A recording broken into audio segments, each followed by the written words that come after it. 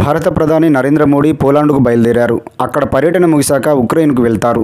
ఢిల్లీలో విమానం ఎక్కే ముందు ఆయన మాట్లాడుతూ పోలాండ్తో దౌత్య సంబంధాలు 70 ఏళ్లకు చేరడంతో అక్కడికి వెళ్తున్నానని, మధ్య ఐరోపాలో మనకది కీలక ఆర్థిక భాగస్వామి అని, మన బంధం మరింత బలోపేతం చేసేందుకు నా మిత్రుడు PM Donald Tusk, president Andrzej డూడాను కలిసేందుకు ఆసక్తితో ఉన్నానని మోదీ అన్నారని విదేశాంగ శాఖ తెలిపింది. ఉక్రెయిన్ యుద్ధం మొదలైనప్పుడు భారత విద్యార్థులను తరలించేందుకు పోలాండ్ చేసిన సాయాన్ని మర్చిపోలేమని ప్రధాని నరేంద్ర మోదీ అన్నారు. అందమైన వార్సా సిటీకి తనను స్వాగతం పలికినందుకు ఆ దేశ పీఎం డొనాల్డ్ టస్క్కు ధన్యవాదాలు తెలిపారు.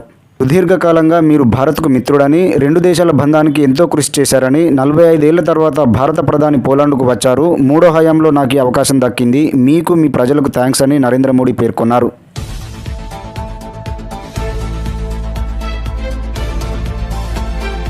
కాగా పోలాండ్ ప్రధాని డొనాల్డ్ టస్క్ మాట్లాడుతూ భారత ప్రభుత్వం ప్రజాస్వామ్యయుతమైనది కాబట్టే ప్రపంచమంతా ఆ దేశాన్ని కొనియాడుతోందన్నారు.